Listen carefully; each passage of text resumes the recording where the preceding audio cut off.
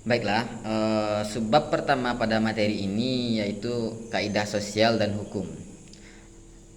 Saya akan mendefinisikan kaidah sosial dan hukum. Kaidah sosial dan hukum adalah suatu sistem atau pola-pola atau juga disebut sebagai prinsip-prinsip yang mengatur keseluruhan kehidupan manusia dalam proses bermasyarakat. Ada juga kaidah sosial yang berspesifikasi yang pertama, kaidah sosial ini aturannya tidak tertulis dikarenakan aturan-aturan atau yang mengatur itu muncul oleh tradisi-tradisi masyarakat itu tersebut atau kebiasaannya gitu.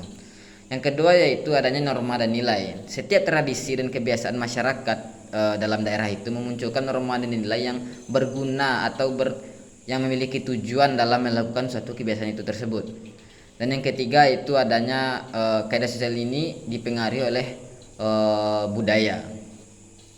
Kaidah sosial ini juga sangat pekat dipengaruhi oleh budaya dan tidak juga budaya, ada juga itu dipengaruhi oleh budaya, agama dan tradisi masyarakat dalam kehidupan sehari-hari gitu. Dan yang kedua yaitu ada kaidah hukum.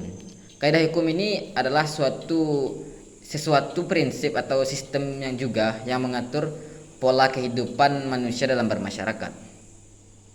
Dan juga memiliki tiga spesifikasi. Yang pertama yaitu aturannya tertulis, berbeda dengan kaidah sosial yang dimana aturannya tidak tertulis.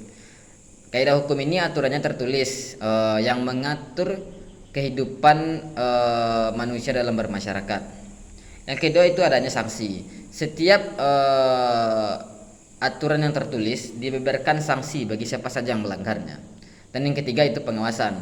Pada spesifikasi pengawasan, kaidah sosial diawasi oleh masyarakat itu sendiri. Nah, berbeda dengan kaidah hukum. Kaidah hukum adalah suatu kaidah yang diawasi langsung penegakannya oleh aparat-aparat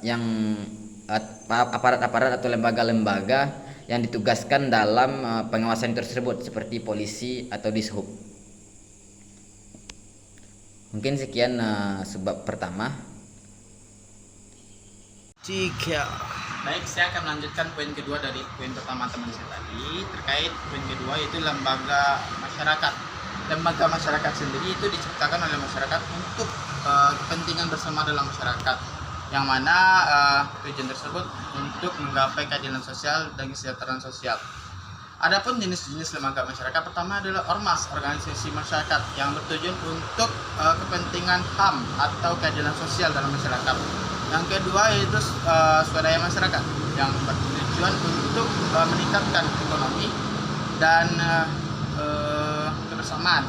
Yang ketiga itu yayasan yang bertujuan untuk pendidikan, kesehatan dan lain-lainnya. Baik, itu terkait jenis-jenisnya. Adapun fungsinya saya akan sampaikan kepada teman-teman. Oke. Pertama untuk kesejahteraan masyarakat tersendiri. Yang kedua untuk meningkatkan partisipasi masyarakat terhadap lingkungan. Yang ketiga yaitu berfungsi untuk meningkatkan kesadaran masyarakat terhadap HAM, sosial dan hal-hal lainnya dalam kemasyarakatan. Nah, demikianlah penyampaian poin kedua dari saya terkait lembaga masyarakat, di mana lembaga masyarakat tersendiri diciptakan oleh masyarakat sendiri untuk kepentingan bersama yang bertujuan untuk meningkatkan kesejahteraan sosial dan lingkungan sosial serta pendidikan sosial serta ekonomi bersama. Itulah penjelasan saya terkait poin kedua. Poin ketiga akan dilanjutkan oleh teman saya. Baiklah, saya akan melanjutkan presentasi dari rekan saya, itu yang materi ketiga yaitu tentang kelompok dan sosiologi sosial, kelompok sosial dan hukum. Sosiologi hukum tentang kelompok sosial dan hukum mempelajari bagaimana kelompok sosial berinteraksi dengan hukum dan bagaimana hukum mempengaruhi kelompok sosial. Kelompok sosial dan hukum. Yang pertama, definisi kelompok sosial dan hukum. Kelompok sosial adalah kumpulan individu yang memiliki identitas, kepentingan, dan tujuan bersama. Yang kedua, interaksi kelompok sosial dengan hukum. Kelompok sosial berinteraksi dengan hukum melalui berbagai cara seperti mematuhi hukum, melanggar hukum atau mempengaruhi pembentukan hukum. Yang selanjutnya adalah pengaruh hukum terhadap kelompok sosial. Hukum dapat mempengaruhi kelompok sosial dengan cara mengatur perilaku, menentukan hak dan kewajiban, dan mempengaruhi struktur sosial. Teori sosiologi hukum. Teori interaksi simbolik. Teori ini mempelajari bagaimana kelompok sosial berinteraksi dengan hukum melalui simbol-simbol dan makna yang diberikan kepada hukum. Yang kedua, teori konflik. Teori ini mempelajari bagaimana kelompok sosial berkonflik dengan hukum dan bagaimana hukum dapat mempengaruhi struktur sosial dan kekuasaan. Yang ketiga, teori konstruksi sosial. Teori ini mempelajari bagaimana kelompok sosial membangun makna realitas melalui interaksi dengan hukum. Contoh kasusnya adalah hukum dan masyarakat adat. Bagaimana hukum negara berinteraksi dengan masyarakat adat, bagaimana masyarakat adat mempengaruhi pembentukan hukum. Yang kedua, hukum dan gerakan sosial. Bagaimana gerakan sosial mempengaruhi bentuk hukum dan bagaimana hukum dapat mempengaruhi gerakan sosial tersebut. Mungkin hanya itu penjelasan dari saya, selanjutnya akan dilanjutkan oleh rekan saya. Baiklah, sebab terakhir pada materi ini yaitu kekuasaan dan hukum. Jika kita lihat dari judulnya saja, kita bisa melihat yaitu ada dua suku kata yang berbeda, kekuasaan dan hukum.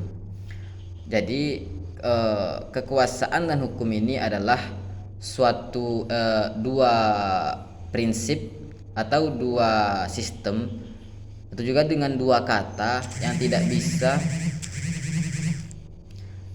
tidak bisa dipisahkan atau saling terkait dalam pemerintahan dan bermasyarakat dalam masyarakat. Jadi kekuasaan dan hukum ini adalah sesuatu yang tidak bisa dipisahkan dan akan saling mendorong dan akan saling berhubungan dalam proses pemerintahan dan bermasyarakat. Kita bahas satu persatu. Yang pertama itu kekuasaan. Apa itu kekuasaan? Kekuasaan itu adalah sesuatu yang mampu atau kemampuan seseorang mengendalikan atau mengkoordinir orang lain, kelompok atau masyarakat di daerah itu tersebut. Ada juga itu sumber-sumber kekuasaan. Sumber-sumber kekuasaan itu banyak. Bisa dari sumber kekuatan fisik, bisa dari sumber sosial, bisa dari sumber ekonomi, dan yang paling penting yaitu sumber kekuasaan itu adalah berasal dari sumber ilmu pengetahuan. Karena dengan banyaknya kita mengetahui dan membaca literasi, kita bisa menempatkan atau kita mengetahui di mana kita bisa menertibkan keadilan dalam proses bermasyarakat. Dan ada juga yaitu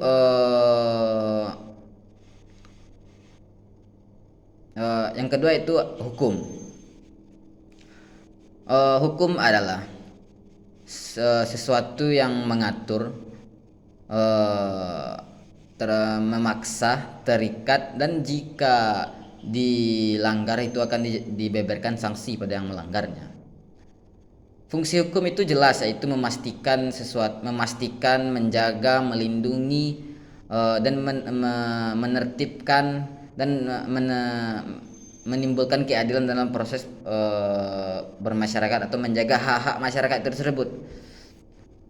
Yang ketiga yaitu, dan ada juga yaitu sumber-sumber hukum. Sumber-sumber hukum kita mungkin telah banyak mengetahui. Yang pertama, pada hierarki pertama dicetuskan kepada Pancasila.